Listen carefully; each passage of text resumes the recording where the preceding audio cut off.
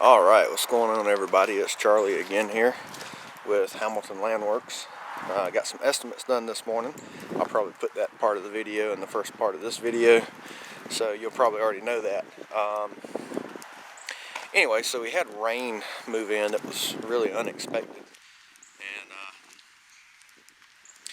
it was supposed to be like a light drizzle first thing this morning, which turned into a heavy rain. And so now we're going to move on to cleaning up our yard. Let me show you what we got here. So we've got some pine straw, we've got some leaf mulch, and then from our yard back here we have a ton of leaves and some droppings from the flowers. I mean, we've got a massive amount of debris and leaves here. Everything's wet, so it's going to be a pain in the butt. But we're going to back the leaf trailer with the debris loader over and see if we can't get that taken care of. I'm going to set up the tripod and we'll see if one of the kiddos want to learn to run the debris loader. So that'll be pretty cool. But yeah, went and got some mulch. I'm going to show you here. We mulched up some flower beds in front of the house. Of course, all the stuff washes off of the top of the house and leaves a perfect little line and moves our mulch around, but yeah, well, it is what it is. I always purchase more than we need for jobs, so I ended up with some extra, so we decided to get a little more and beautify our yard a little bit. But anyways, let me start the truck, get it pulled around. We'll fire up the debris loader and see if we can get rid of some of this debris.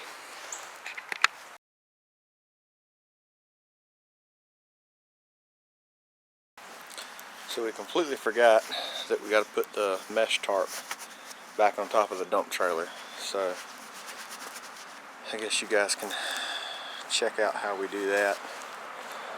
It's just a cheap Harbor Freight mesh tarp.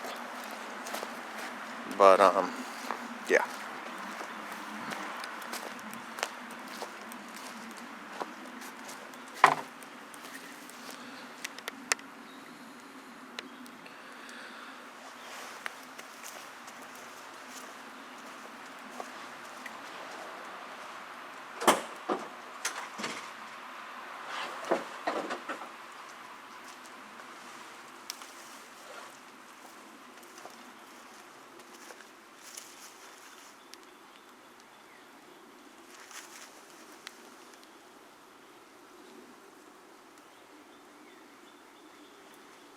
That's handy. And we just found a nail in our tire.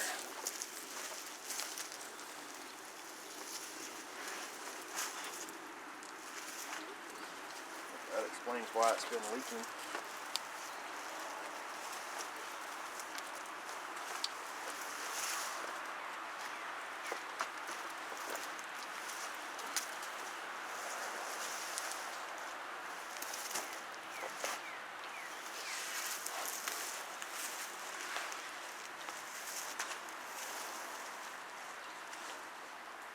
So I think we did this like this.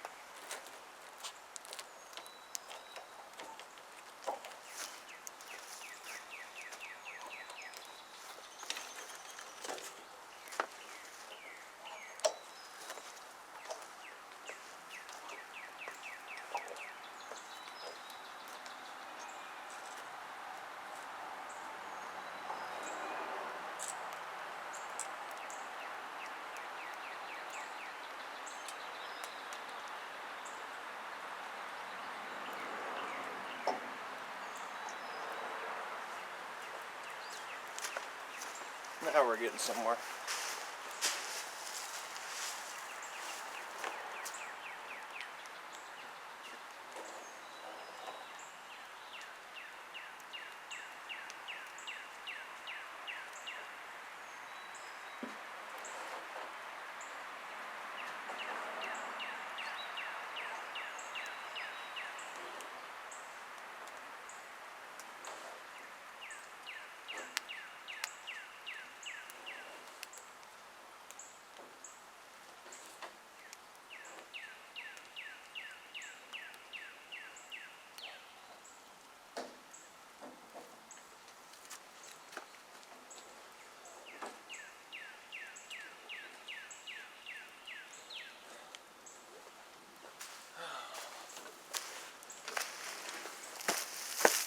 I should really put like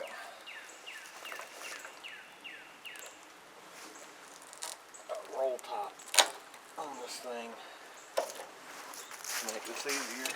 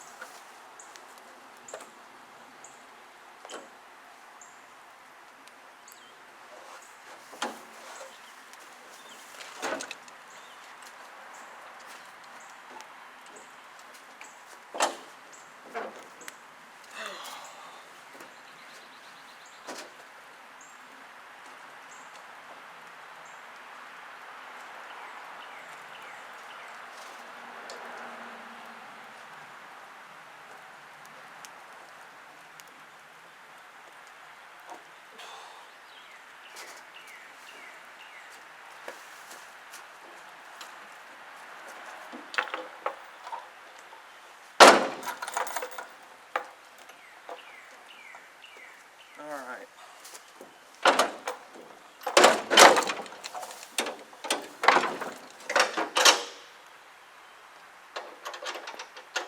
Now we're ready.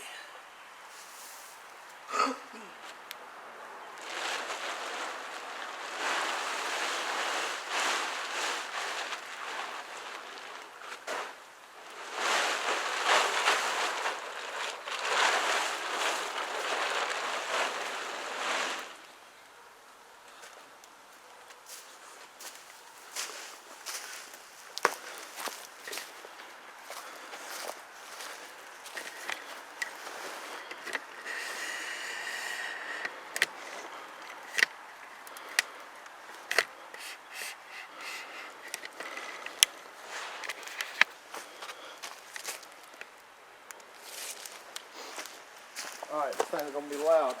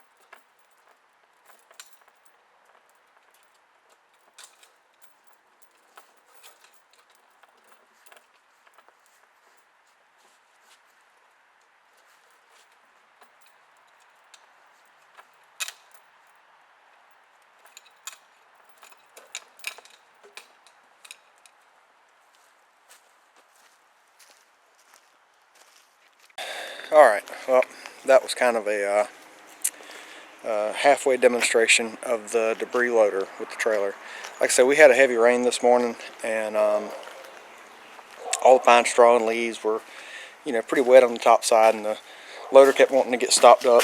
So I decided to call that project for the day.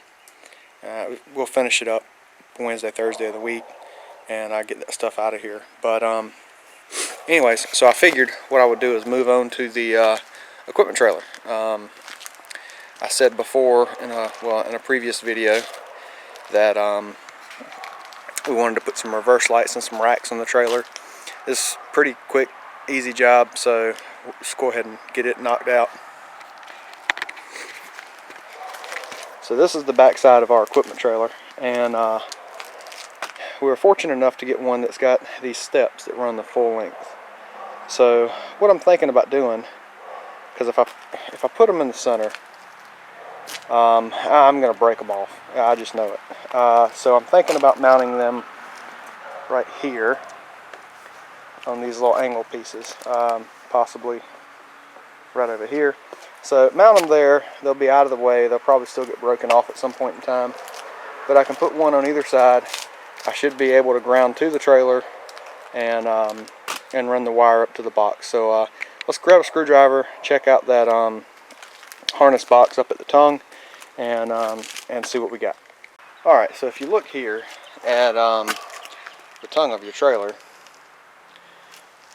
you've got your pigtail that comes from your truck over to the trailer, and this is a 7-way plug. Well, anyways, it runs over to a little junction box, and it's got a cover on it. It's number two Phillips head screws. So we're going to back those out.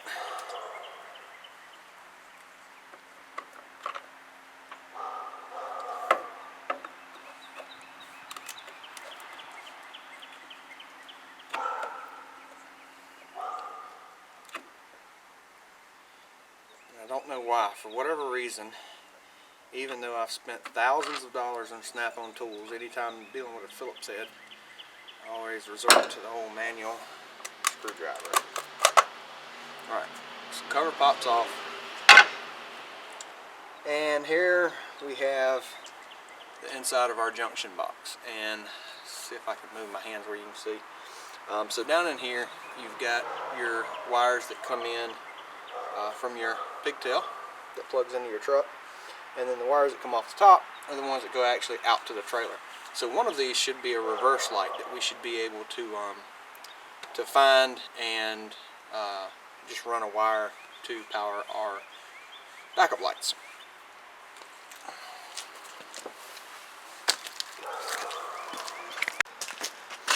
Alright, so with process of elimination, I have down here, I'll zoom in just a second, a yellow wire that's coming in from my connector that has absolutely nothing going out to it. Yellow is not typically your reverse lights unless this is set up for like a RV standard type plug, and that's exactly what this one's set up for. So if we zoom in here, if you see it there, it is the third one from the left, and it's got nothing going to it. And when, of course, do this as safely as possible, but I can power on the truck, set the parking brake, shift into reverse, I get 12 volts there. If I turn any of the other lights on with it in park, there's no power there. So I know that's going to be my reverse wire. So I'm going to make a wire to go from here all the way to the back, and that's going to be our power for our reverse lights. Alright, so this part is going to be extremely difficult for me to film. As you can see, cameras all over the place. Basically what I've got to do is start at my light that is farthest away from my pigtail, and I've got to fish the wire down through the trailer. So here's what I'm going to do. I'm going to start right here at this corner, And I'm going to go ahead and leave me about 12 inches or so of wire here. And then I'm actually going to leave the spool here. So I'm going to fish the wire across this way so I can tap into the light over here. And then we're going to go up that frame rail all the way to that box, since the box is on that side of the frame rail. Don't know how great the footage is going to be. I'm going to try to get something for y'all to see, but it's if you're trying to tackle this on your own, it should be pretty self-explanatory as to what I'm doing, but I'll try to show it.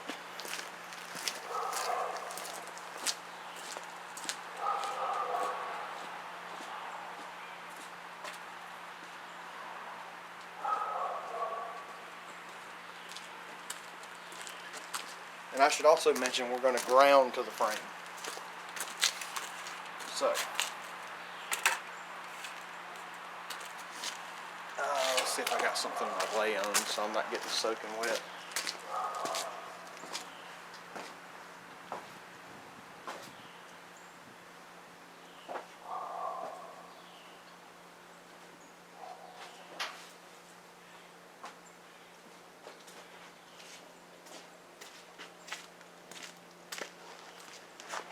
Pollen is everywhere.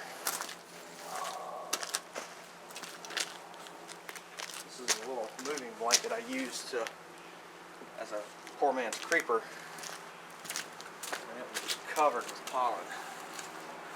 And now it's going to be wet, and I'll end up miserable before this is over with.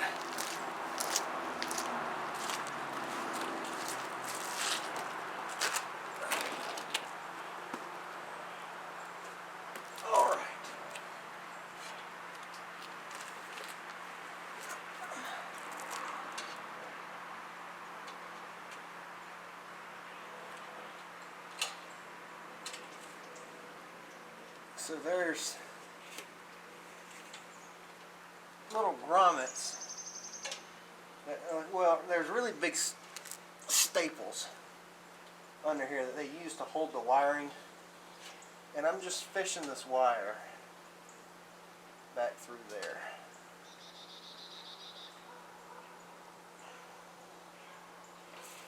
So I'm following the exact same path as the trailer's factory wiring. Just go ahead and pull a whole bunch off, because again, I have to go all the way to the front of the trailer. Okay.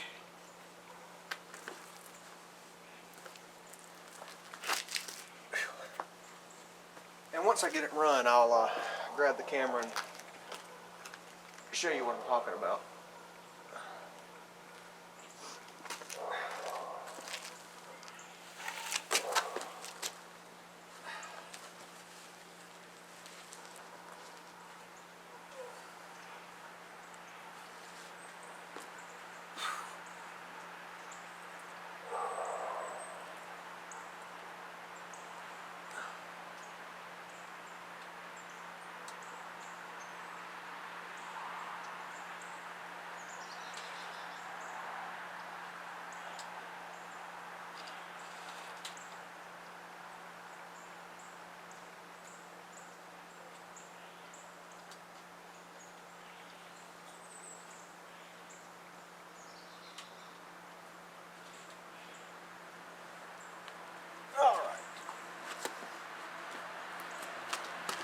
Let me get you a shot.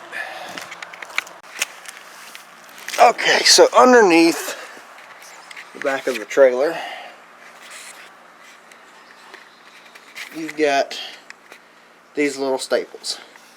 And so what I've done, if you see that brown wire, that's mine. And I've pulled it through all these staples from here all the way down to there. And that is my wires for the reverse lights.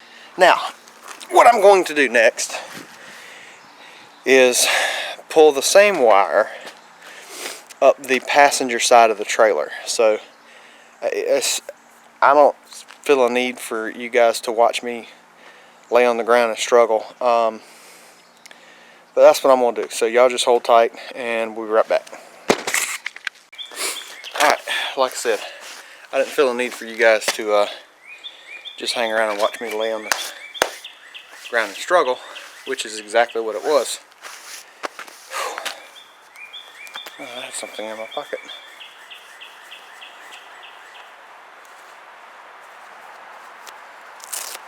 No clue.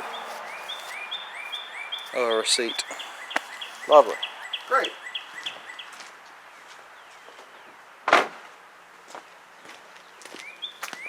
So about 10 wash cycles ago, that was probably a fuel receipt that I won't get to write off on my taxes now. So, awesome. Anyways, let me get you off this tripod. So, we've got the spool back here, just like the deal in the back. Everything has been fished through those little staples. We've pulled it all the way up here to this corner, and I have left it dangling there. Now let's put a wire end on it. Alright, so up here we have our wire, and our cutters are at the back of the trailer. Great.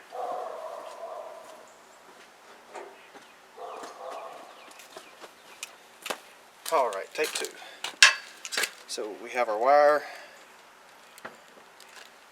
and we're going to strip just a little bit of the insulation off our wire. Nice little twist so it's pretty, and then we throw it on the ground. After we close our connector box on our hand, then we're going to go in here and look. And I've got two size connectors.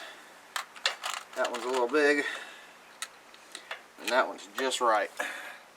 So these are the heat shrink waterproof connectors. So we're going to take our wire, and I should have run it through here before I strip the end off of it. So take two through here. We're going to go through this top little grommet on the box, and now we strip the insulation off our wire.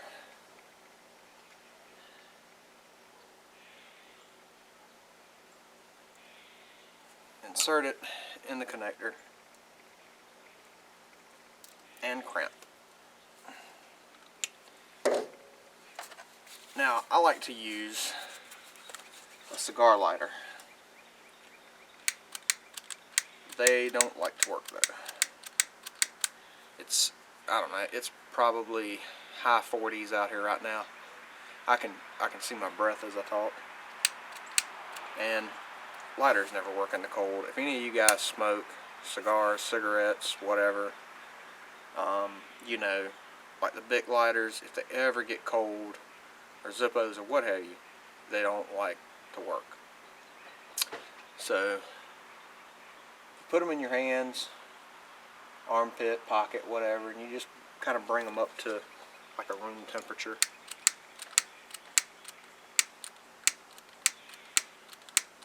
And usually they'll start to work.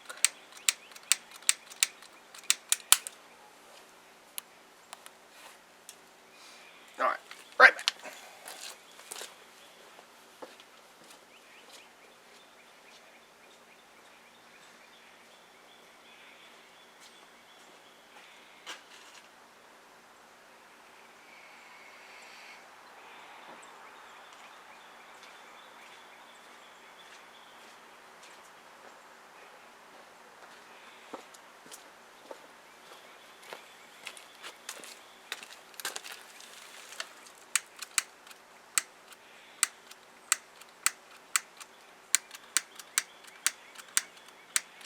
It's getting there.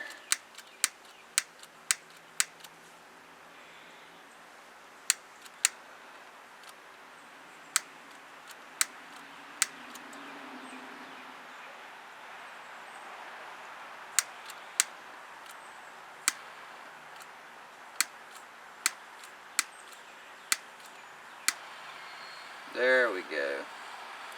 So I just took and kind of blew some warm air into the jets on the lighter, and it seemed to work just fine. I mean, even though this is in an enclosed box, if you've got them, you want to use these connectors because it's just an extra layer of protection. Now, we need our socket set. Pull that off.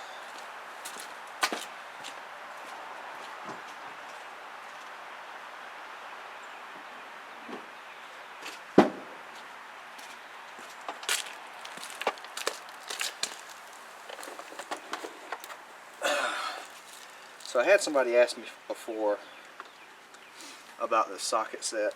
I don't know where you can find one, probably online like everything else. But this one was actually given to me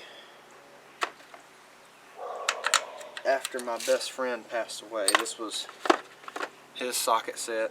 It's made by SK.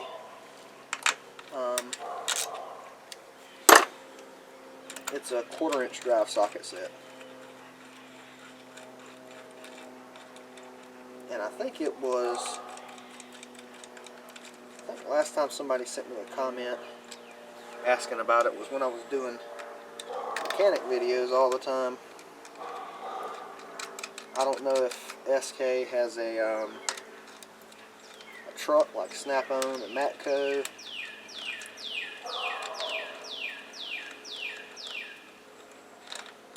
Or if they're industrial, or somewhere like Granger will have it. I don't know. I'll take this one to the grave though.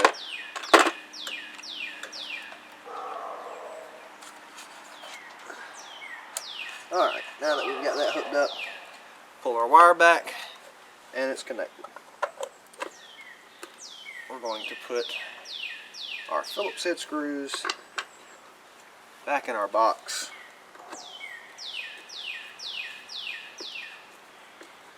And again, your trailer may be different. Yours may not be a yellow wire that feeds to the junction box. It may be a different color.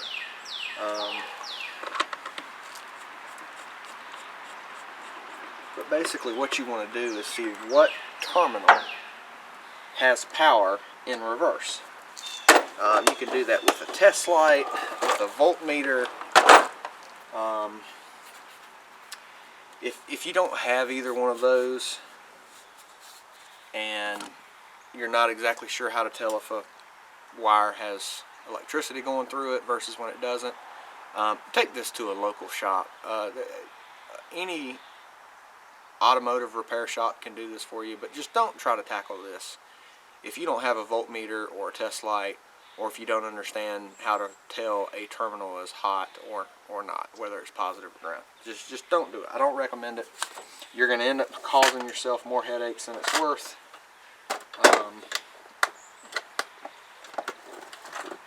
I mean,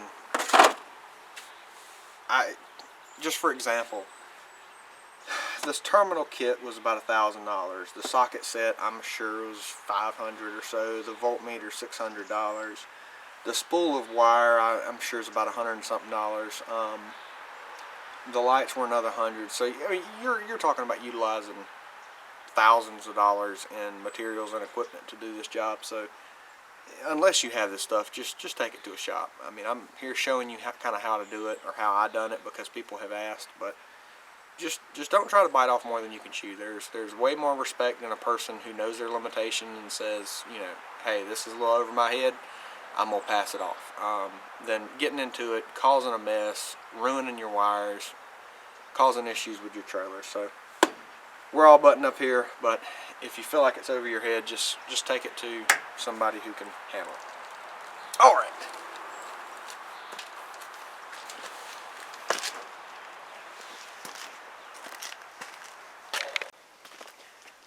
So now that part up there is done, I'm going to grab my spool of wire here and just gently pull back on it to get the slack out, and that feels good there.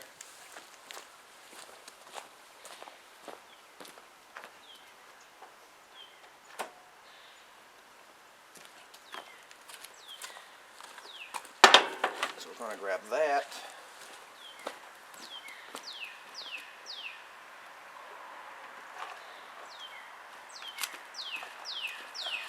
And our socket set. And let's get our lights now.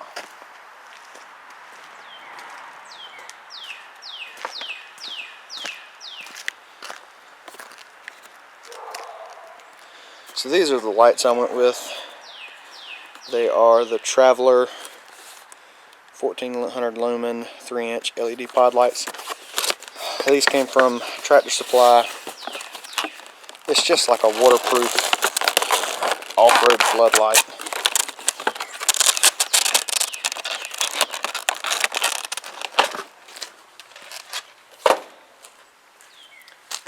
And basically this is what you're getting. This is your light, 4 LEDs.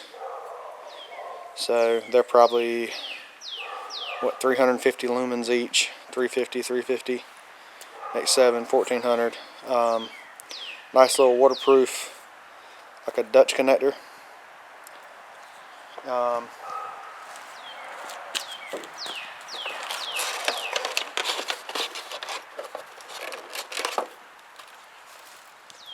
They come with some hardware, some bracketry, directions, and they come with this pigtail. So this is what you're going to wire in. So the wire we ran is going to go to our red wire here. We're just going to put a waterproof butt connector in there, and then this one will get a ring terminal going to the trailer to ground. So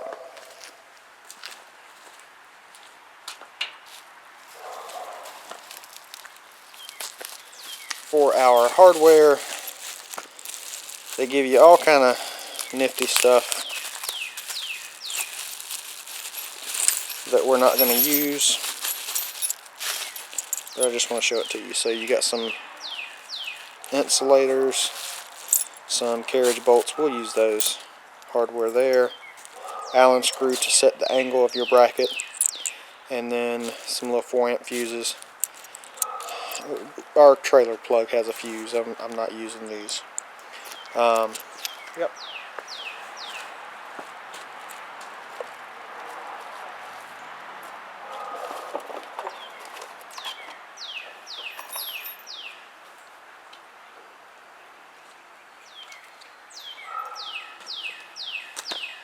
So first things first, let's take our light and the provided Allen wrench.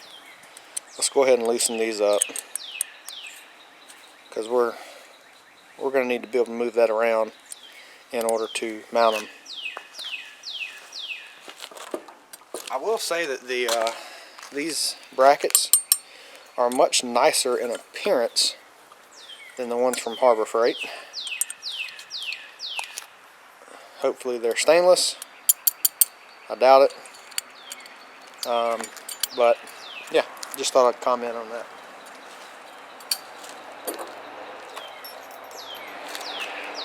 So now let's take our bolt and go find a drill bit that fits.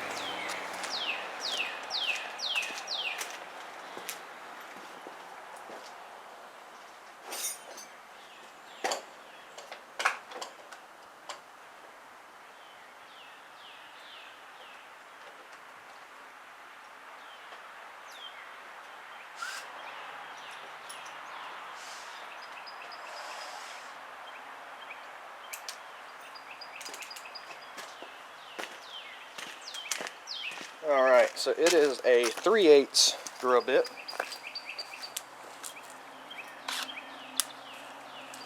And now we have to decide where we're going to put them. So I'm thinking right here, angled back, or we could do right here. I would really rather it be here, and we kind of center in between there.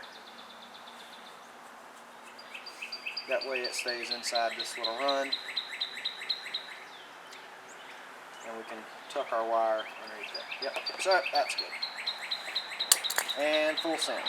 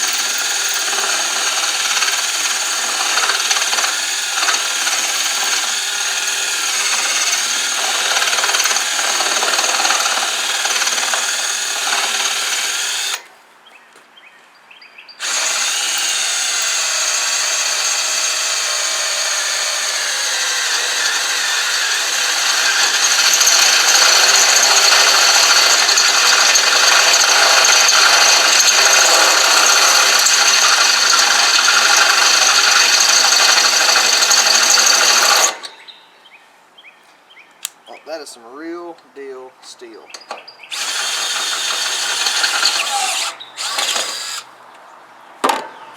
Good night.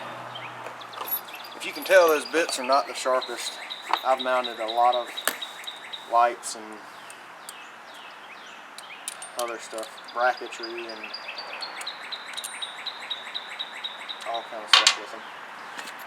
So in order to fit the bolt, looks like we got to pull these bad boys out.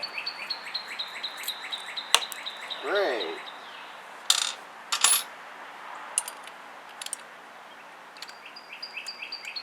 Do I have to really do both sides? I mean, is that really necessary? So this was another thing. So I didn't have to strip the Harbor Freight ones down like this in order to get the bolt in, and it was really nice. It was nice to not have to do that.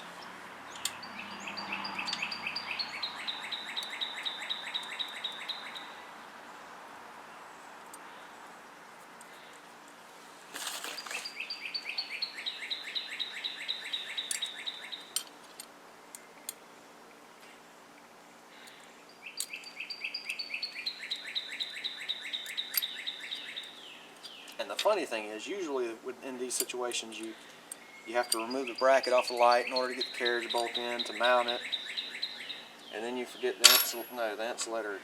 Yeah, the insulator will go in between it. And then, as you're fumbling this thing around trying to get the bolts back in there, the carriage bolt will fall out, and it makes no sense. But it's one of those miracles of life, I guess. So I'm putting my insulator in between my bracket and my trailer. It'll squish and it'll keep it from moving around. Probably not, but we'll see.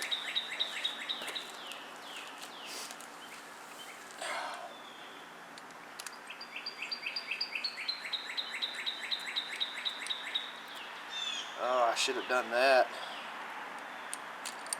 when I had the bracket off. Oh well. Alright, so we have a flat washer, a lock washer, and then a standard nut. So, yeah, let's go ahead and drill that hole out a little bit bigger.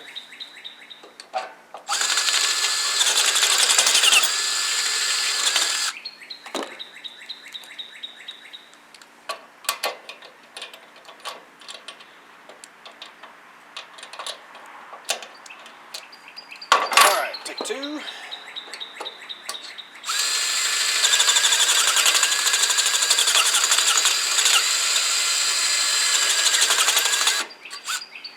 There's like a burr in there, it's getting caught on.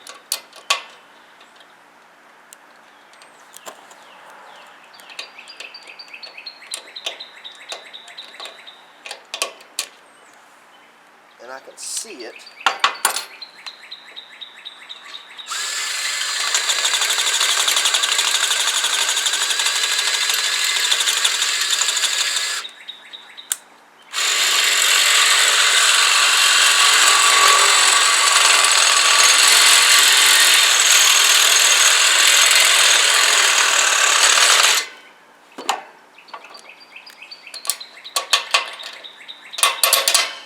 Alright, flat washer,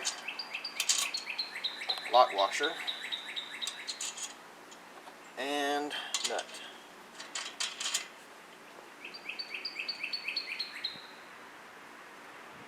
So we're going to turn this back here, like so, and I don't know if my quarter drive set, it does not, of course. Ow.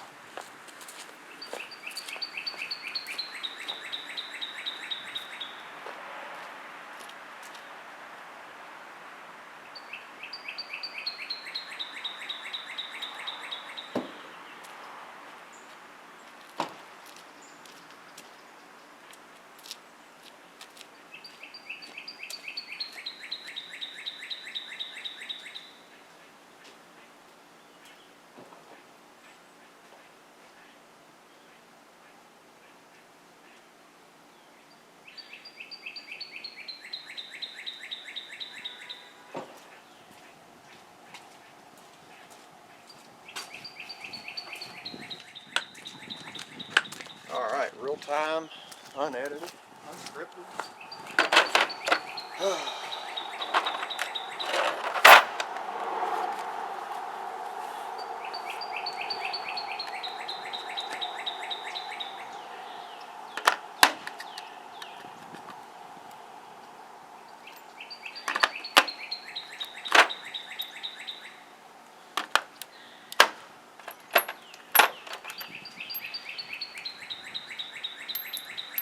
17mm. It's a massive freaking size for a light. Oh yeah, that's right. I already put that one on there. Moron. Alright, so now that I got the insulator straight, now we just tighten it down.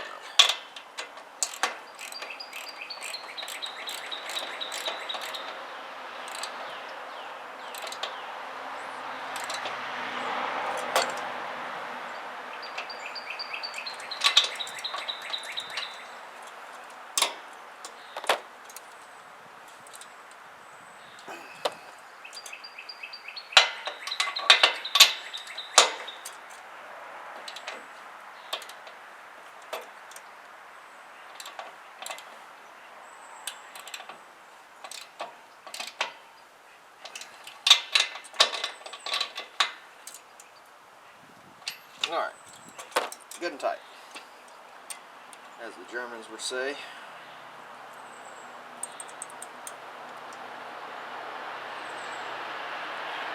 Now we'll snug these guys up.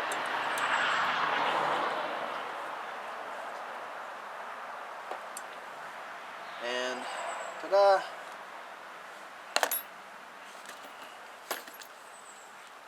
So now we have this wire.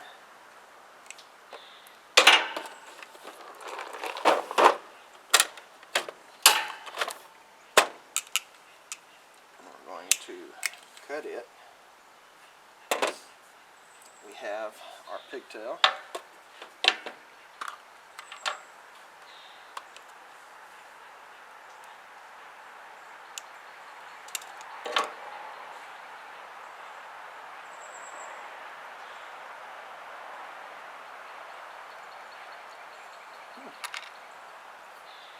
I have to use a blue one. So in case you don't know, these little waterproof connectors are color coded for size. So there's pink ones, blue ones, yellow ones, or depending on the manufacturer, red, purple, orange.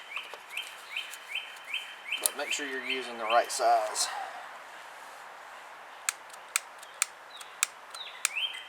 Really?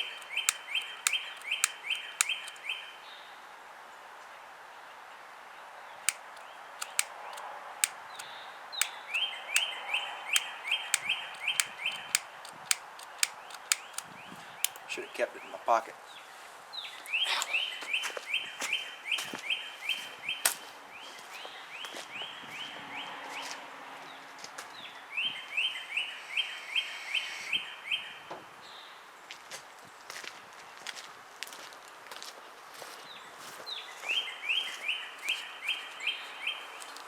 Alright, take 12.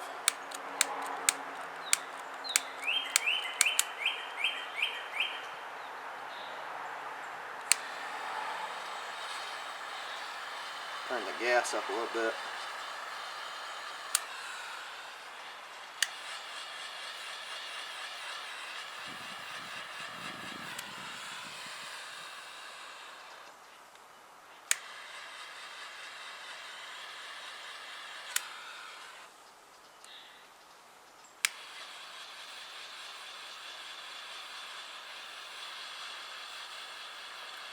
And I'm just going all the way around, nice and even light.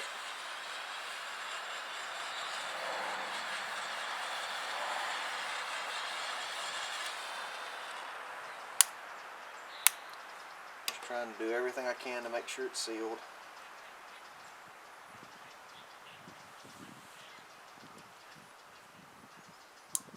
Plug that in. We still got to do our ground, but we're going to get those last.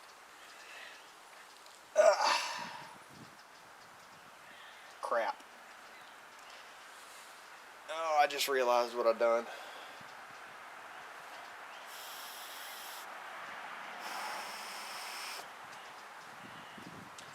I didn't tag into that one to catch the other side.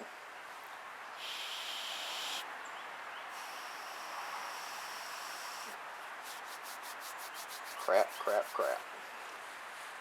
And like I say, they make these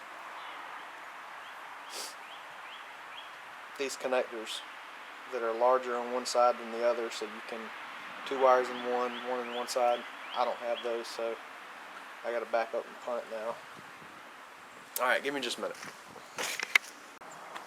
All right, so after careful consideration, and since I have so much wire, I'm just going to cut that there. Let's go ahead and strip these 2 ends.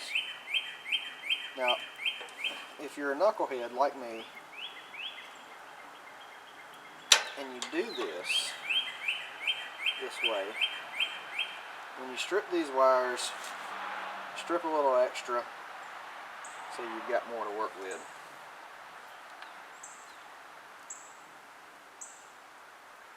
So I'm going to twist the 2 together. I'm going to use one of the larger yellow connectors.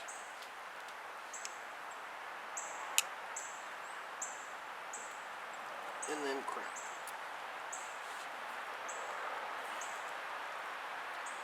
And there's some electrical guru out there who is going to be shaking his head right now, telling me I'm the worst thing to ever happen to wiring. And you're probably right, because I know just enough to get myself in trouble, but I know just enough to fix it so it lasts a few more days too. Alright, crimp there, torch, and shrink.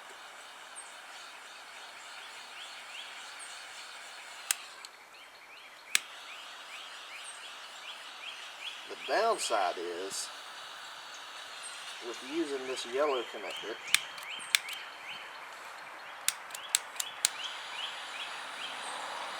that it won't shrink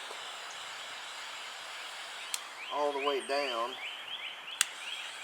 for a singular wire like the blue and red ones do. I am burning the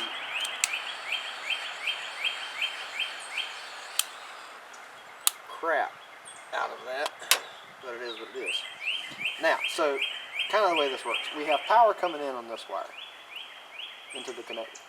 Then we have power going out to this light and power going out to the other side. So now I need to ground it. And like I said, we're going to do that in a minute. On to the other side. Alright, sorry about that. I thought I hit the button. Went ahead and drilled the hole in this side and got the bolt where we know it'll fit.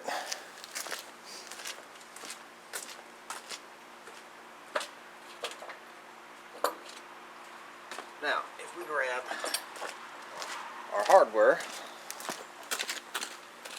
we can go ahead and install the light.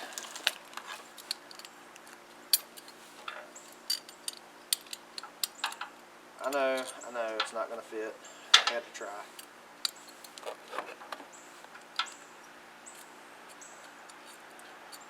Has anybody else like hit 30 years old and your knees start doing these weird noises and like they get stuck?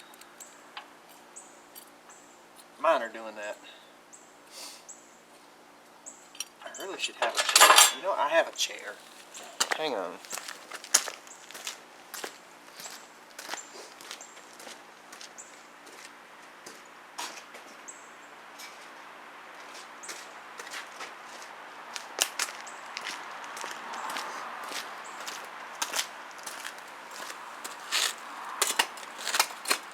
we go. Now we have a chair that's going to be too high for what we're doing, but now I can somewhat look at the camera and you can stare at my bum knees. Alright, brackets off. We take our bolt. We go through here, and I don't remember which way this was facing. Let's see. Curve like that.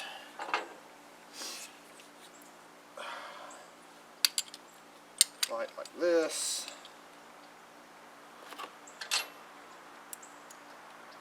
Allen screw with our fancy high-speed gold grommet. I mean, like, really, out of all the colors they were going to anodize that, they couldn't have just done it in black. I guess there's some 18-year-old kid out there with a squatted Silverado that would like to have the gold colored spacer, grommet, bushing, whatever it is. I don't know, if you're watching my video and you're an 18-year-old kid with a squatted Silverado, like, I done some dumb stuff when I was young, so I'm not going to judge too hard, but for real, dude, like, I don't get it. And oh boy, am I going to catch some hate for that comment.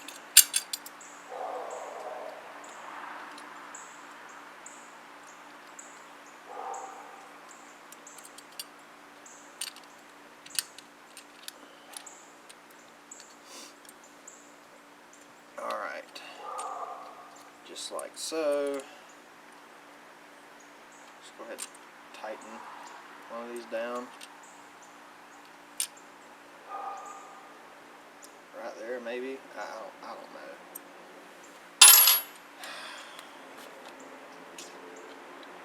Bushing that'll dry rot and wear away in, I don't know, 6 months. Get the chair out of the way so I can struggle again. Bolt in the hole. You know the drill. Flat washer, lock washer.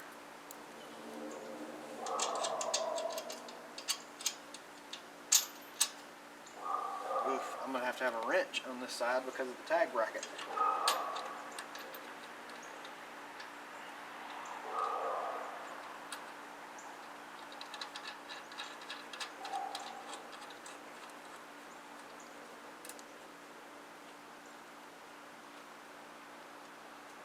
What size did we say that was? Ow!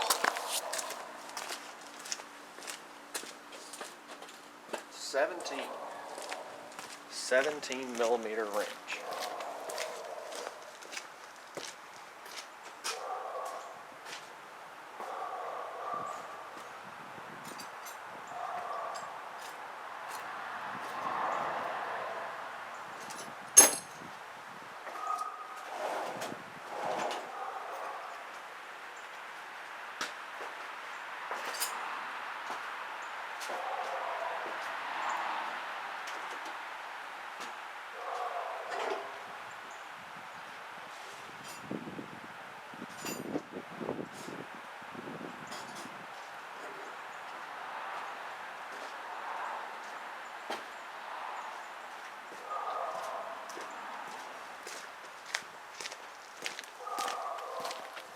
You know, you gotta celebrate the little wins. The first 17 millimeter I found was a ratcheting wrench.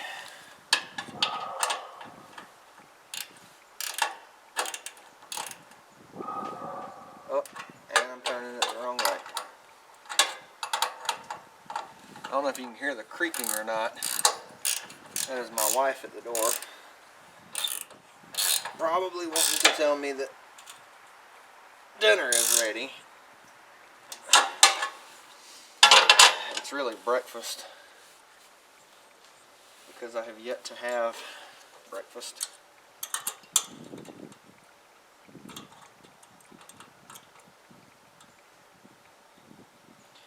And then we're just going to tighten the other one. Like so. Pigtail.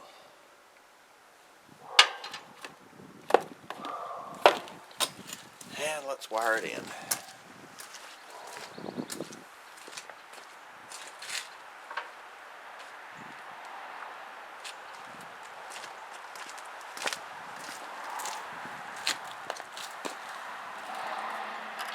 And the torch.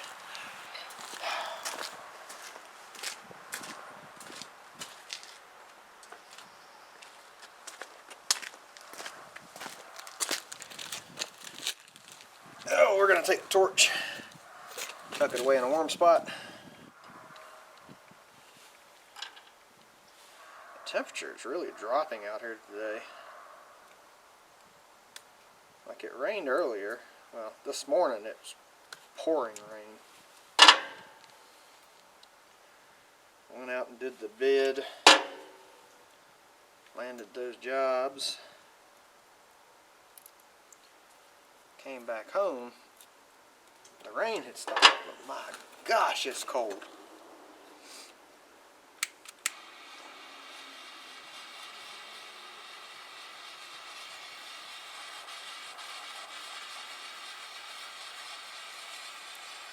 When I was in my early 20s, I went through a divorce, and my only mode of transportation was a motorcycle, and it had electrical issues. Oh my gosh, it had bad wiring.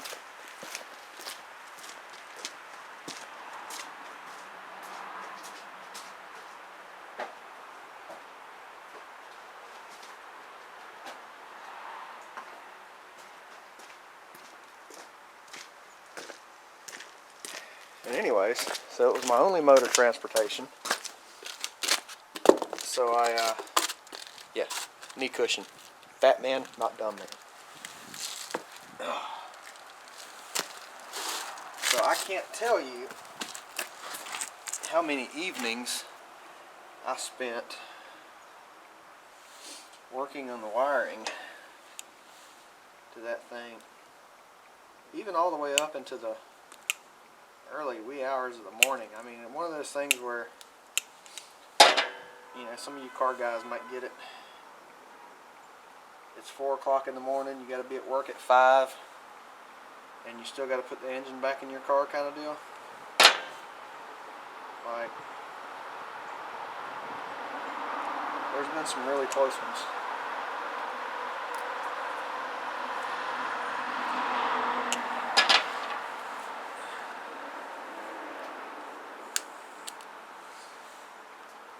I was very fortunate that I had the know-how to keep that thing running, because like I said, it was all I had. And I had some cool co-workers too who helped me out get through a pretty tough time in my life. I worked at I worked at one of the fire departments local to Columbia, South Carolina, and there were some really awesome dudes there. I'm sure there still is. I don't work there anymore. I don't talk to them, so I don't know. Yeah. So anyways, what I'm thinking about doing is tying these grounds in to the screws somewhere on this thing. What I really want to do is put a self-tapping screw in there, but this steel is so freaking thick. Like, I don't know. Let's go put the thing in reverse and see if the lights even work.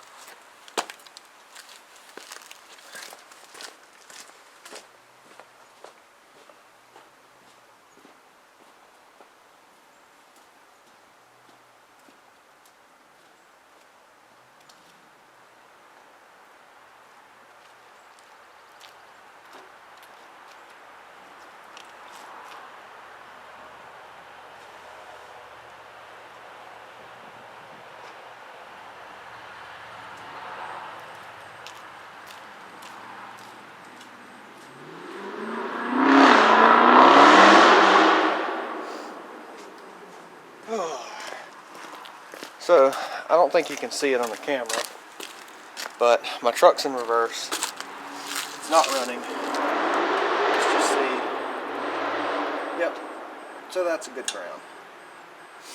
So what I can do, I can ground to this bracket here and just run another wire all the way across to ground the other light. And I think that's the best. So let's make that happen.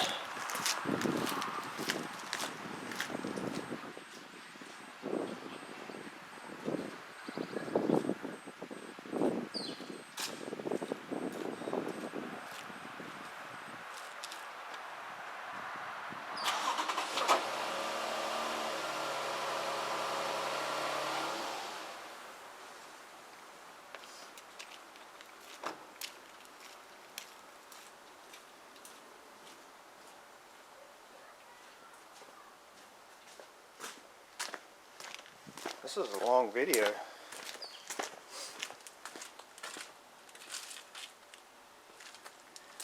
You folks are troopers, if you made it this far.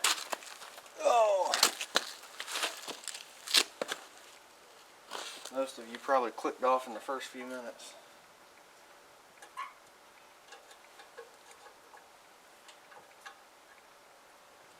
Oh, that's a big gnarly self-tapper. Let's see here. Will a blue ring terminal do it?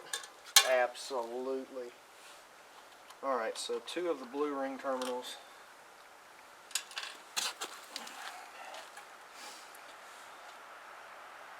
One will go on here.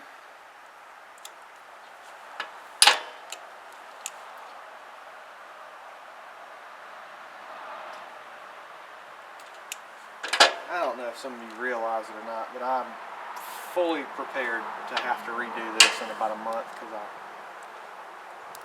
rip it off pulling out of a driveway or something. Like, just embrace it. It's going to happen.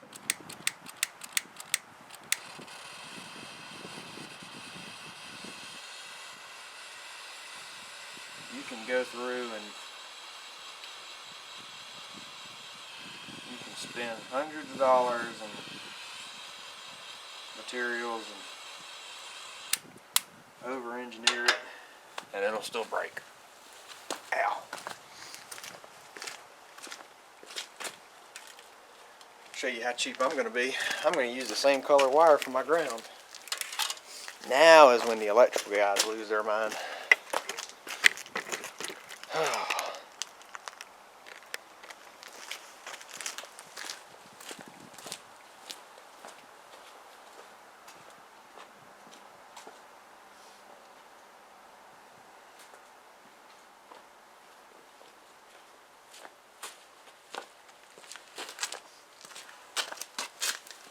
Oh, now you'll get to watch the fat man struggle again.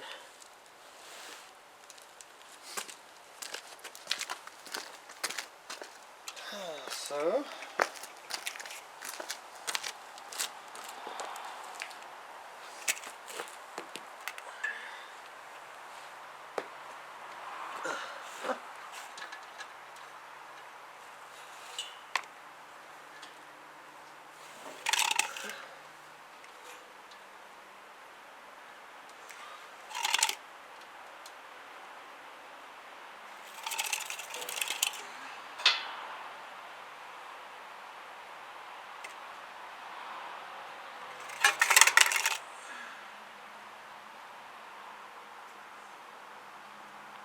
and again, the exact same thing as we did before. I'm just running this through the little staples.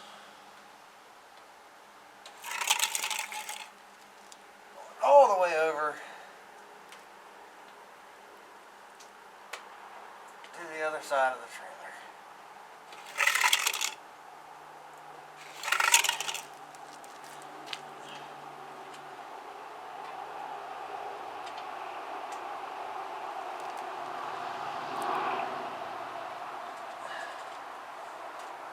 Alright.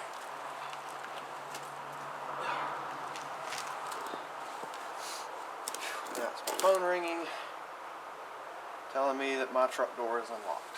Thank you, truck. Ugh.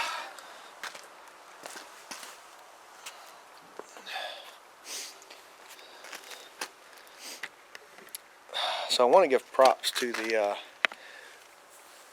folks that are doing mechanic work with long hair. I used to do it. That's why I got out of the field. But it sucks. It just really sucks. So let's go back down here and let's finish what we were doing. So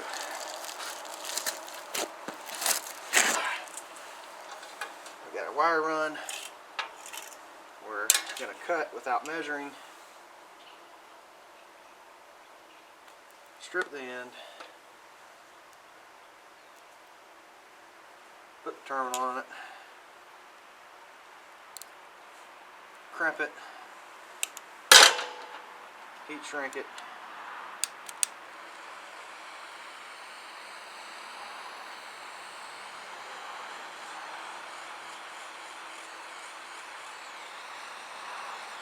Get the fire way too close to our fingers. Mutter obscenities underneath our breath.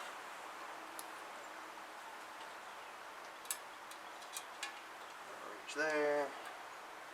That'll reach there.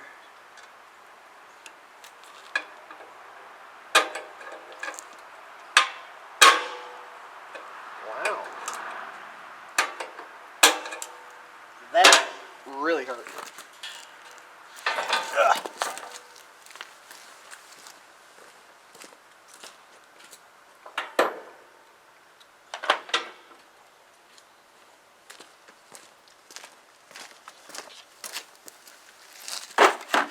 So now we're back with our socket set.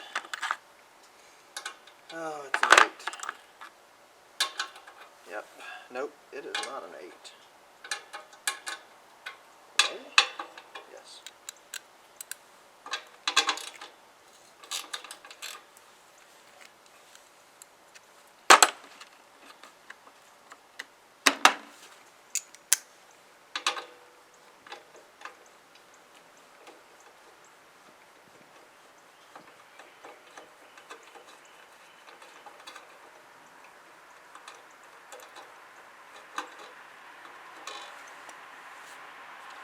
Six o'clock.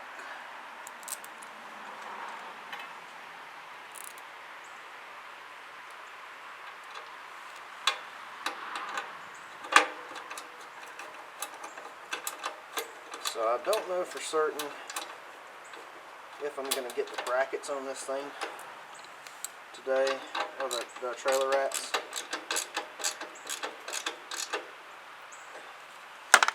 Just because of the fact that I'm running out of time. Not running out of daylight. Still got another hour and a half of daylight.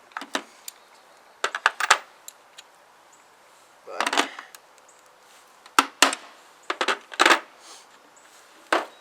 time is what's kicking me in the butt right now. Alright, let's go crimp the other side.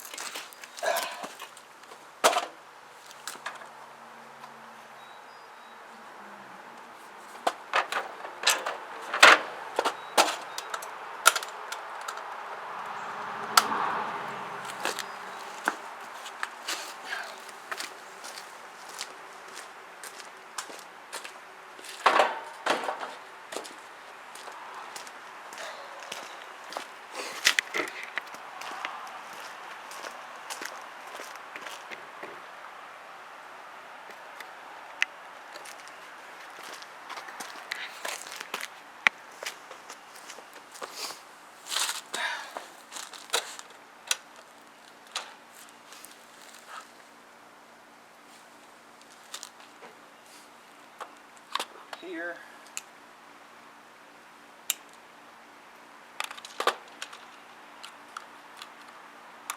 Got a U-blower.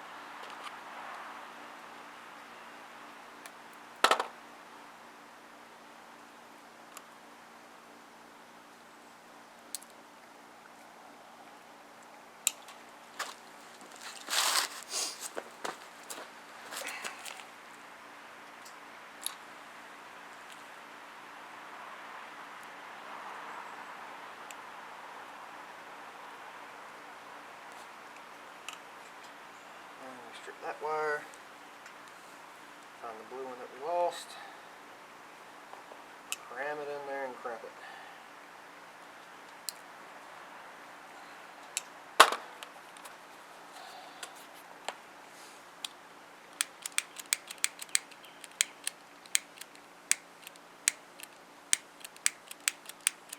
Really?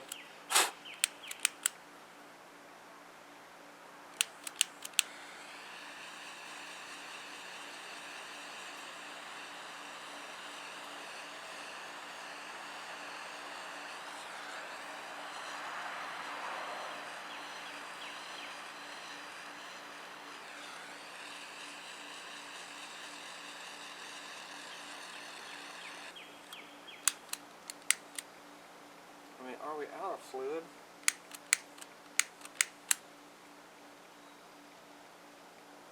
Oh, is that the problem?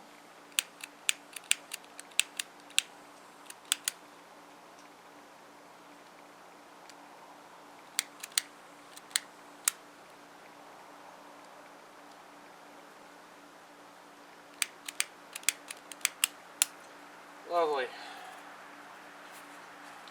Out butane. I don't have another lighter. We're going to call that good. That's going to get plugged in there. Of course, zip tie it all out of the way.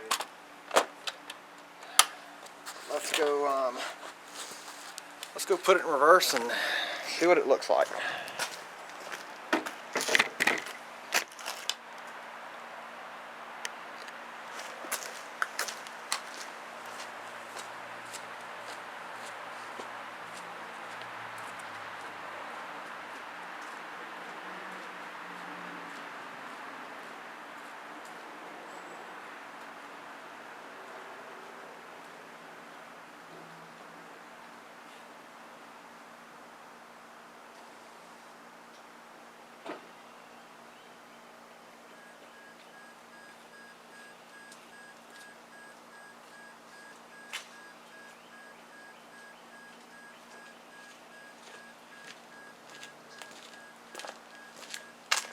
Oh, there you have it, folks. Reverse lights, and they're shining back great. I can see, still see the red marker lights. So I'm pretty happy with that. My camera is telling me that I have 22 minutes to say what I need to say before it dies. Yeah, I think we're going to save the trimmer racks and whatnot for a later date. Charlie's tired and hungry. I'd like to go have my 6 p.m. breakfast, but I got to tire these wires up, and yeah, we still got to put our trimmer back on the trailer, so still got a little bit to do, but that's it. That's the reverse lights on the equipment trailer. That's how I do it. For those of you that asked on previous videos, that's it. And I know it's daylight out here, so it's hard to tell.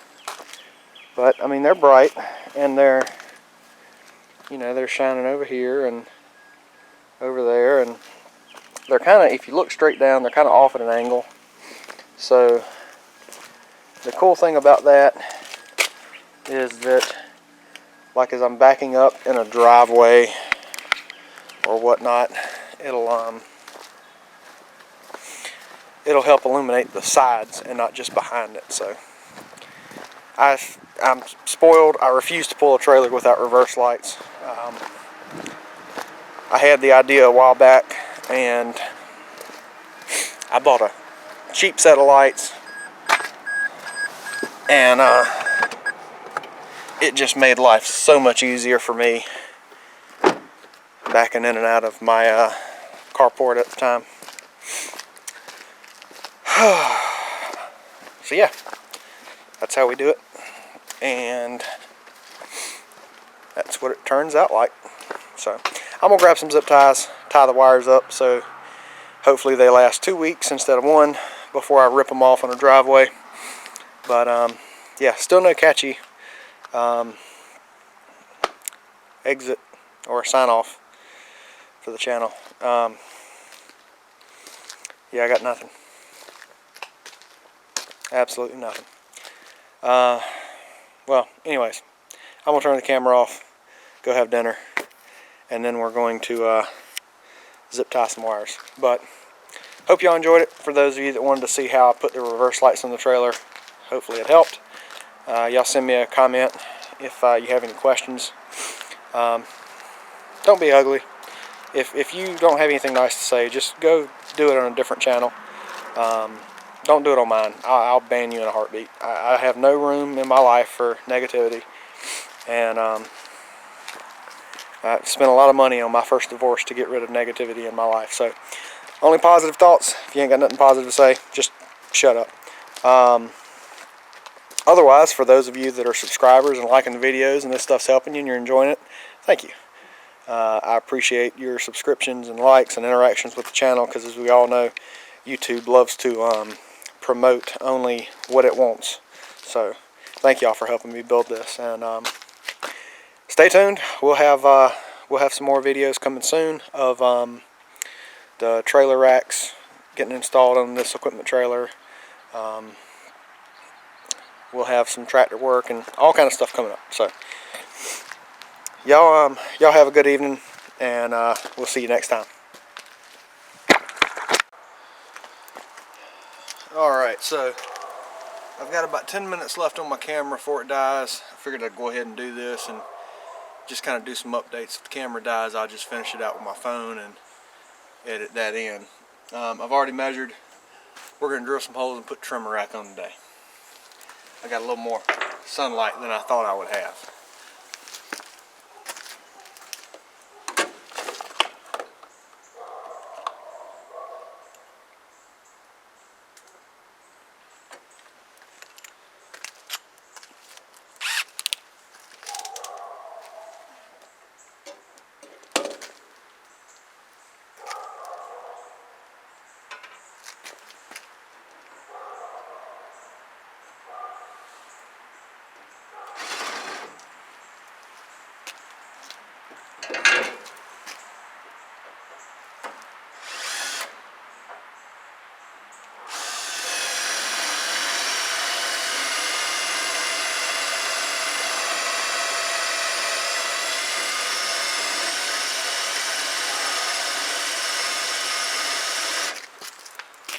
Now you probably can't see nothing other than my backside.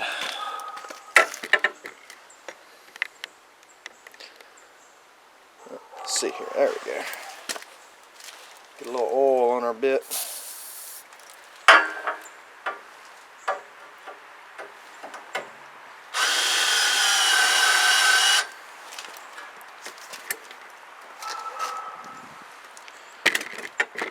Get you a little better angle.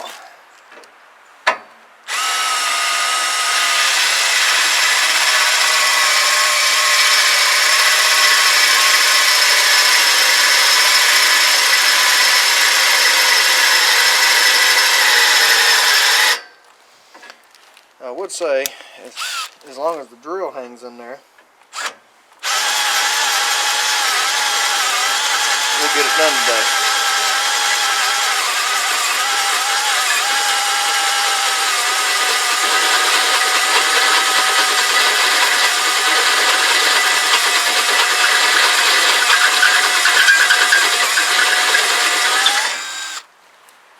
Man, that is some tough metal.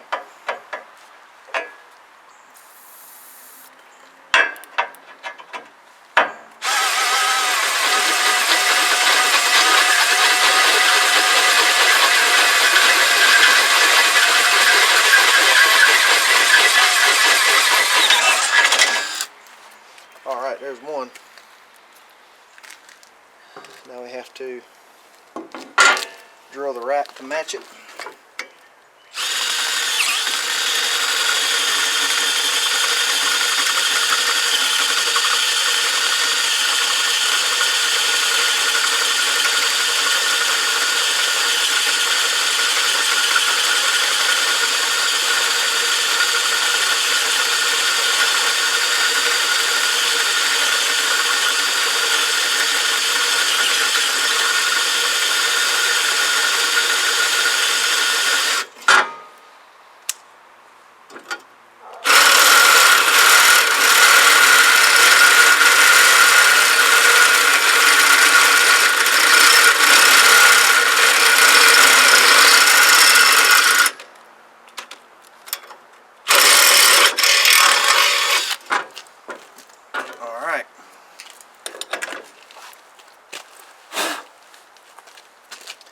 It's not rocket science, folks.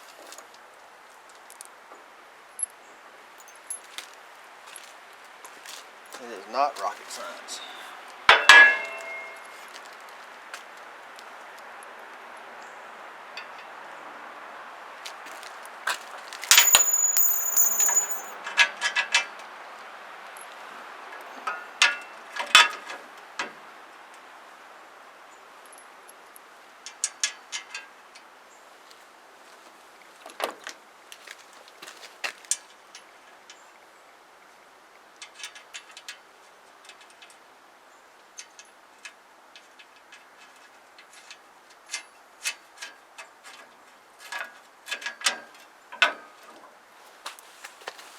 Alright, my camera's flashing at me, it's getting ready to die. Let me see if I can get a battery for it.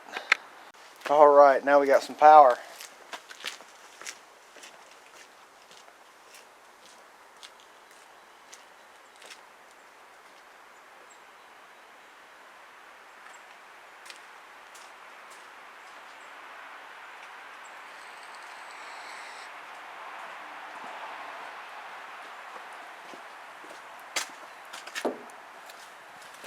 So for this next piece here, I want to put a level on it and get it close to being level. That's it right there. We'll scratch it so we know our spot.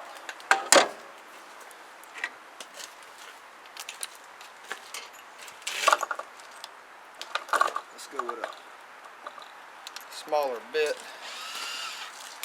to start our pilot hole.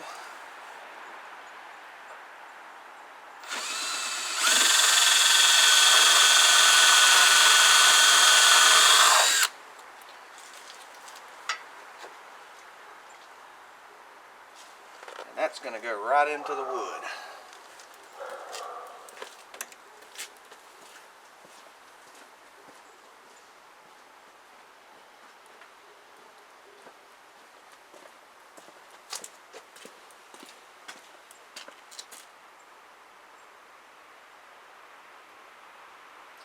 But I don't want to go any lower. So let me see if I can find a soft tapper for the bottom.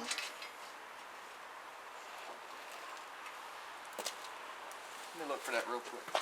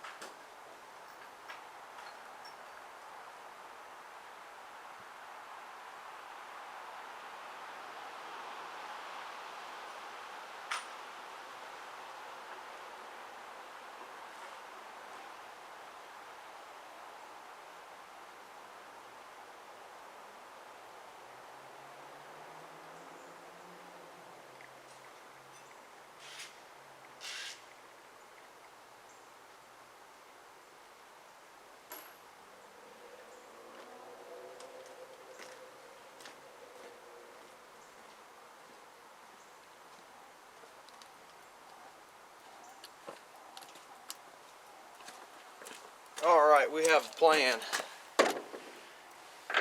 I've got some trailer deck screws that we're going to use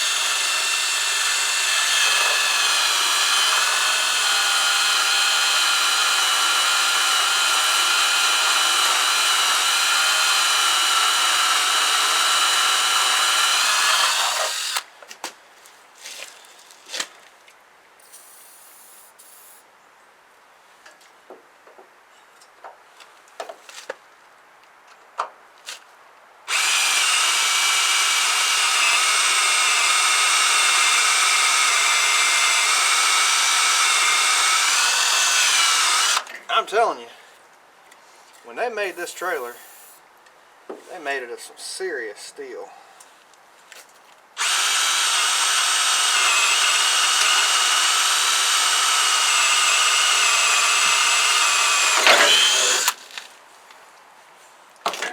Now, let's get one of these bad boys here. See if we can't mess something up.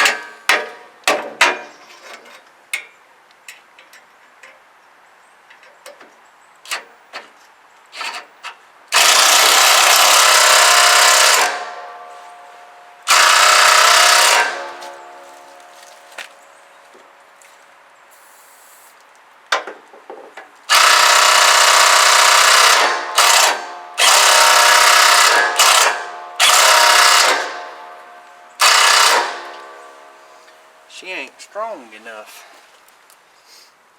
Alright, let's pull that back out.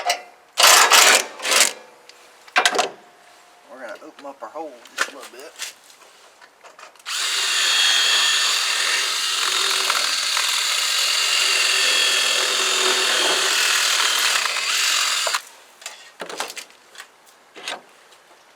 And now let's see what happens.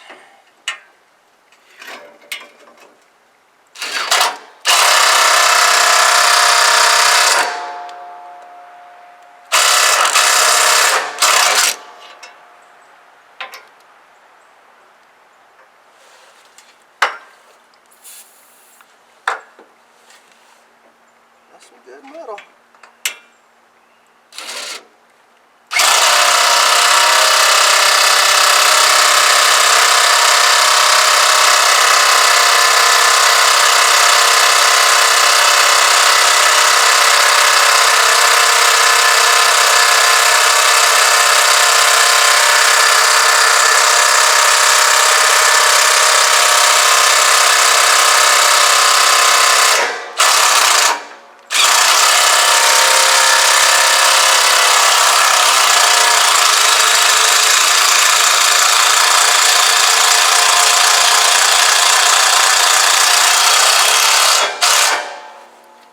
That's in there.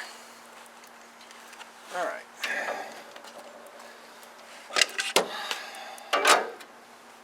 She's level. Grab her socket set.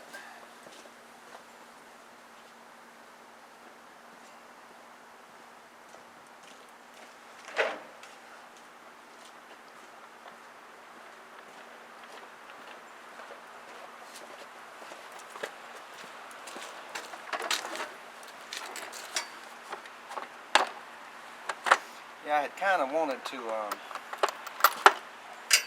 hold off on this.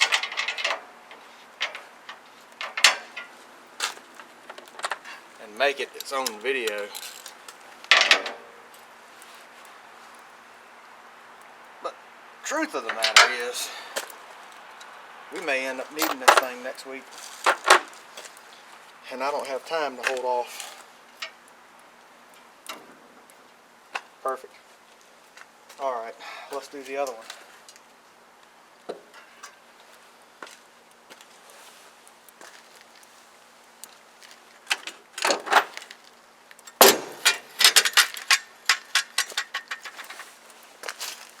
Now this one, I'm going to kind of eyeball.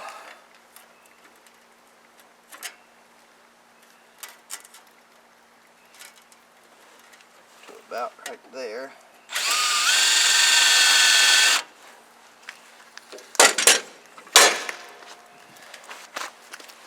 Like I said, it ain't rocket science.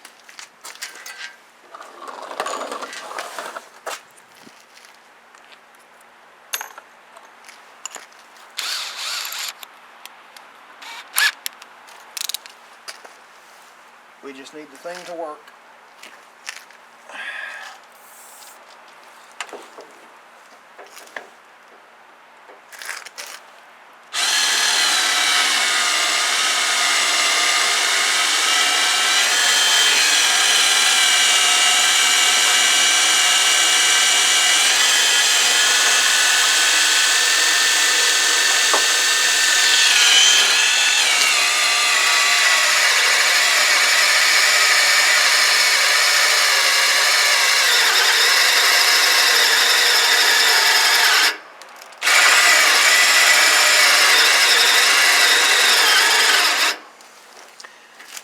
That's when you know it's cold. The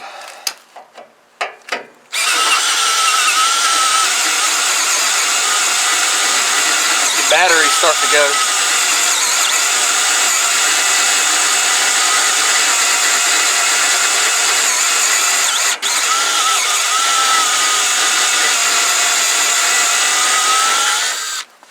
And the indicator shows this is a fully charged battery.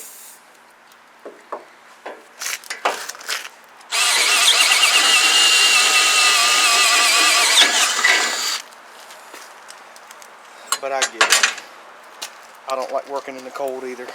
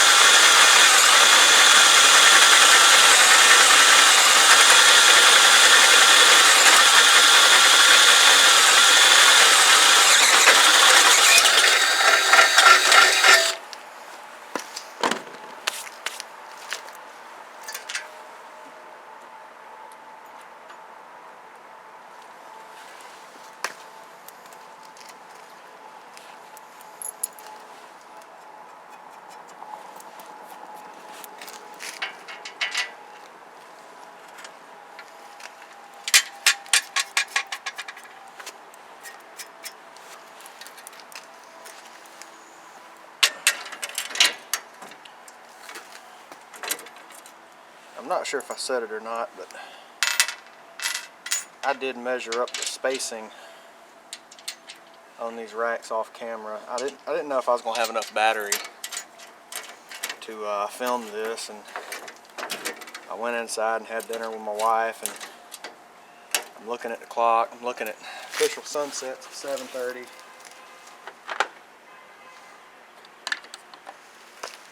So I knew it was going to be close. I knew it wouldn't take just a few minutes to do this.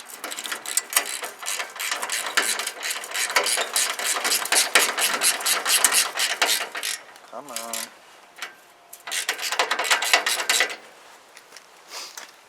Put a wrench on that one. All right. Now,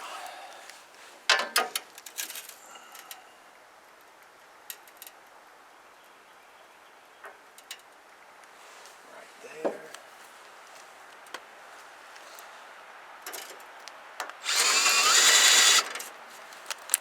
Mark the hole. Small bit.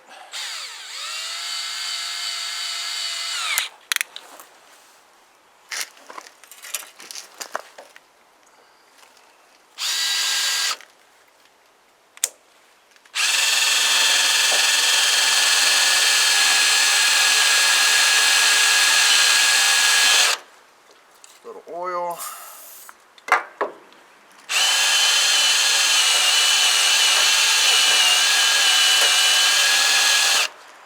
A little more oil.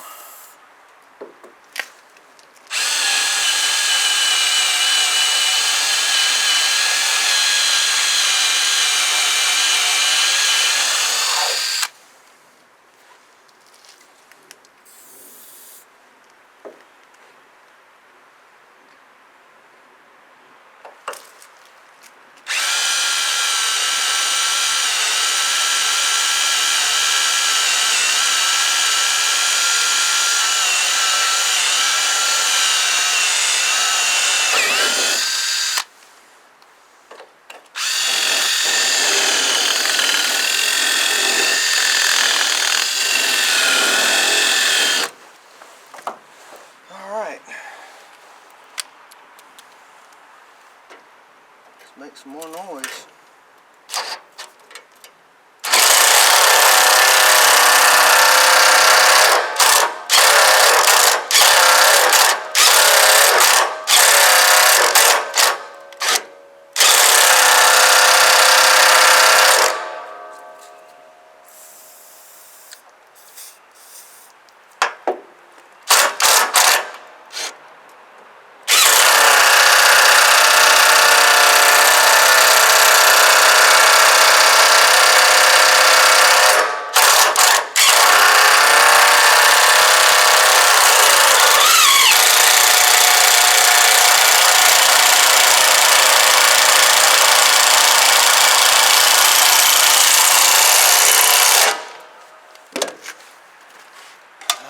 check level.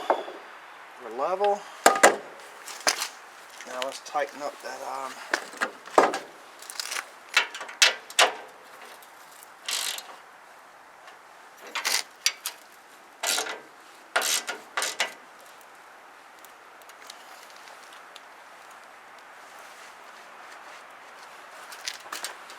Alright. A little mechanic's trick with the socket set.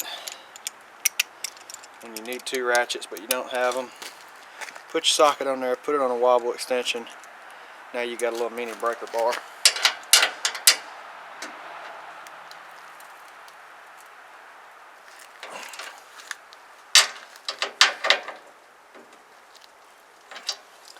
There's a snap-on tool guy out there somewhere having a heart attack right now.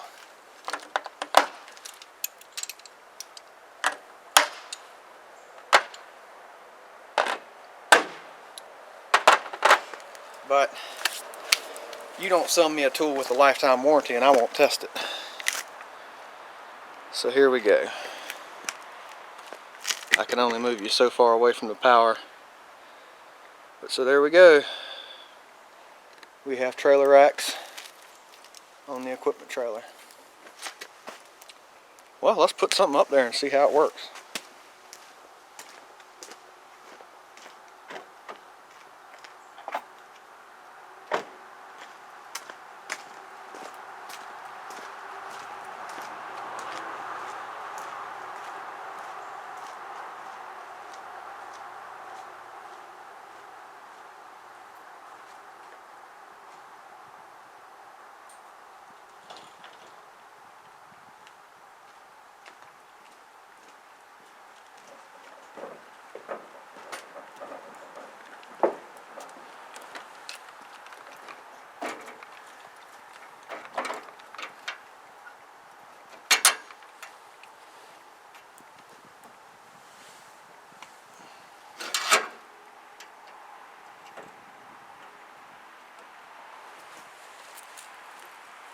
Well, there we go. We now have a way to haul our trimmers, blowers. I gotta go get my locks and put them on here. But yeah, let me get you all a little better shot.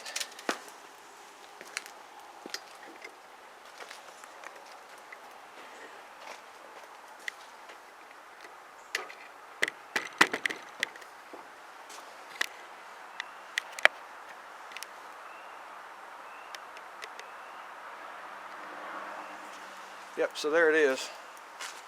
It's just kind of halfway held up there now. But I've got locks for these that I'll put on there. But that'll hold our trimmer, our hedge trimmer, and well, 2 trimmers and a hedge trimmer.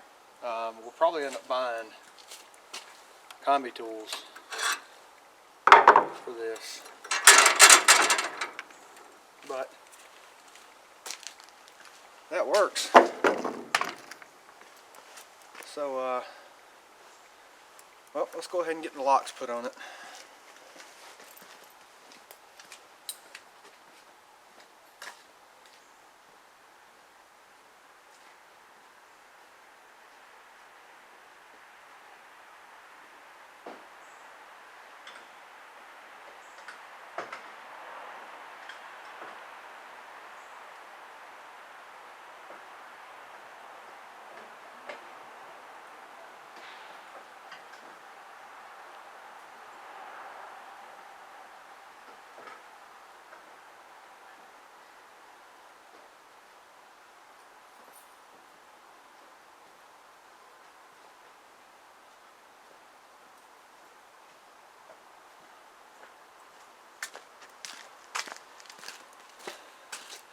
Like I say, I really hated to kind of rush through this video.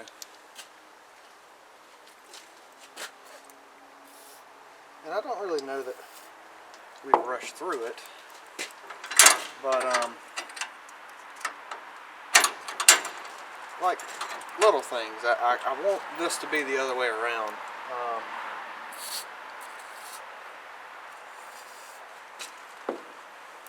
So I want my trimmer head to be on that side instead of this side, if that makes sense.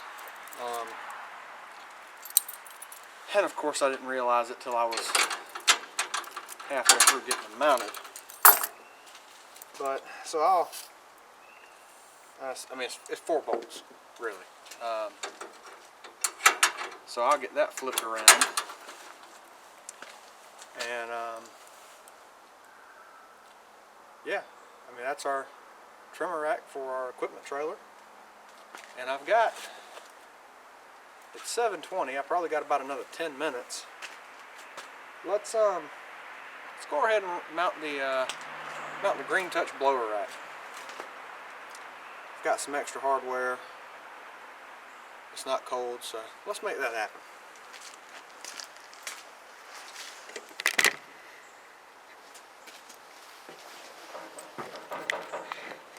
I'm gonna spin y'all around here, get you a good shot there. Let's go get that blower rack.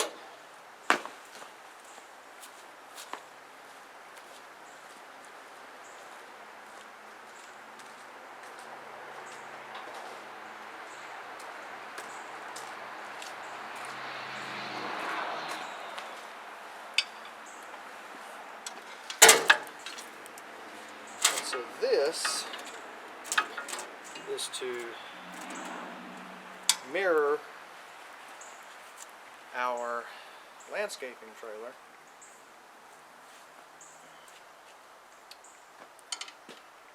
And I just don't know how I feel about it.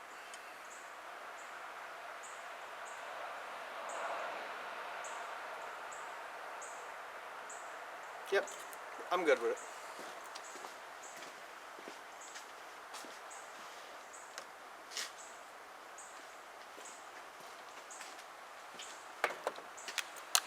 So I'm going to grab my 3/8 bit,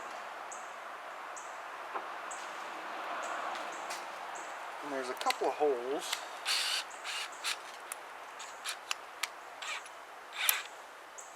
in this trimmer rack.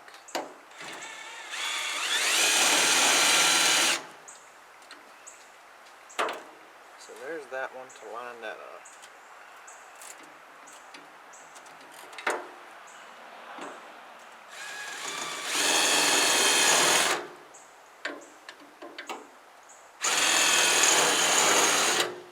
So it'll be 3 holes holding it in place.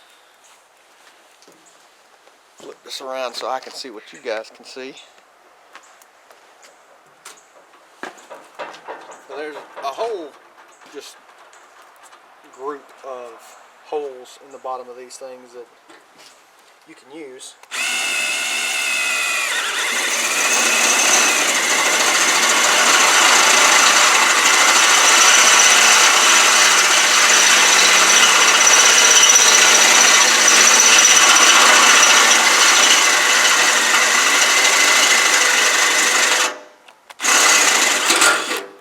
The big thing here to be careful with is don't drill into your tire.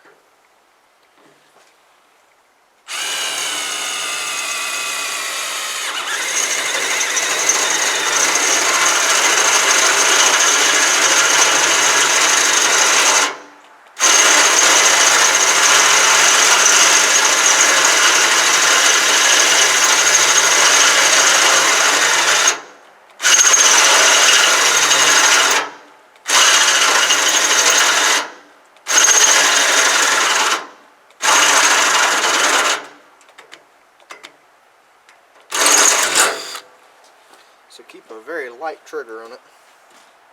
Of course, my battery is almost dead.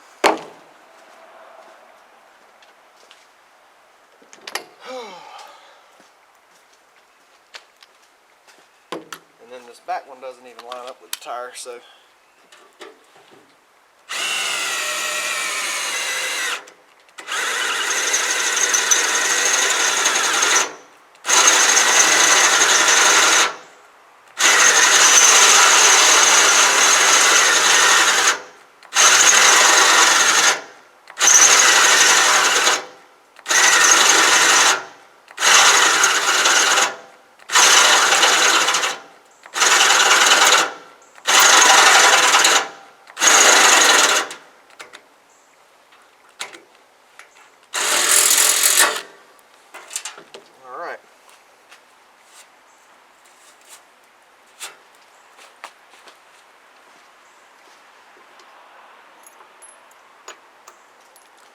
our hardware.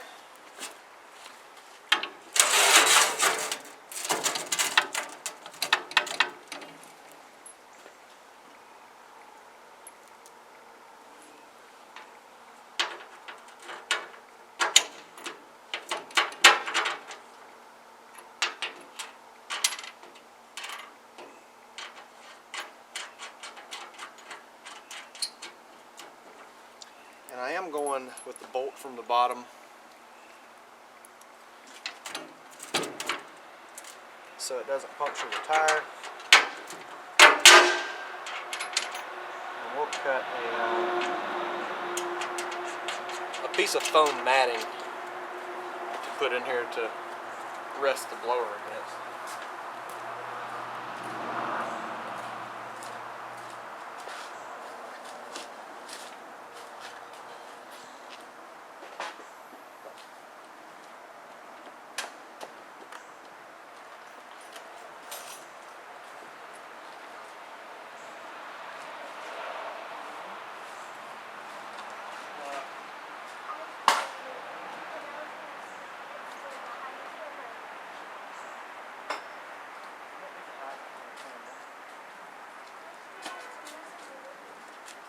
I'm almost done.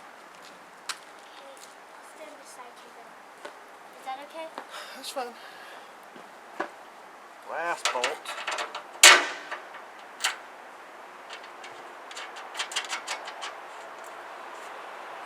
And let's grab the socket set.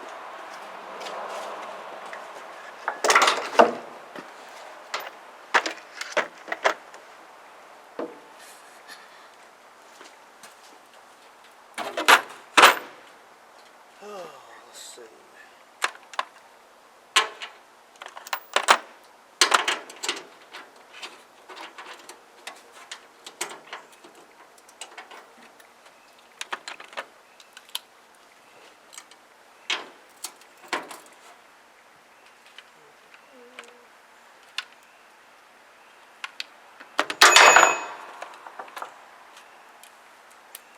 Thank you.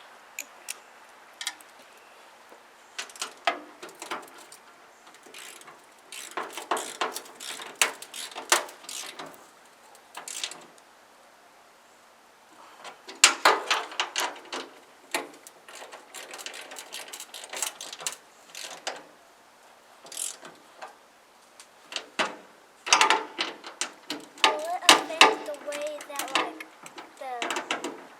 will those hold up?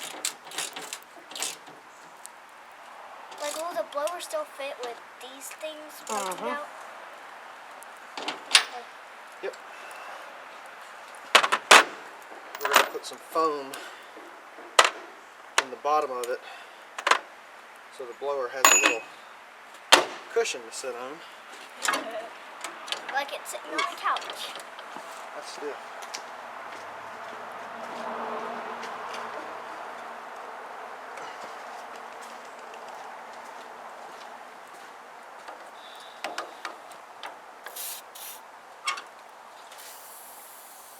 These green touch racks, you really have to keep them oiled, especially if you're like me and you leave them sit out in the weather.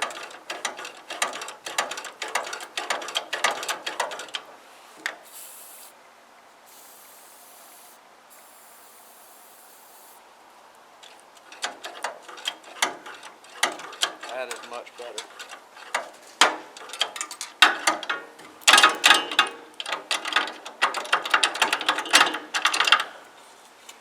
Alright, that's it.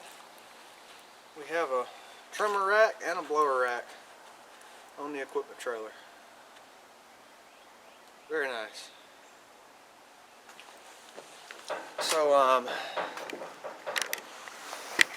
I know that, well, one, I know it's getting really late, and I know that the install of those, that was not the best video in the world, but I'll give you kind of a quick overview as long as my battery isn't going to die. 3 minutes. Alright, we can make this quick.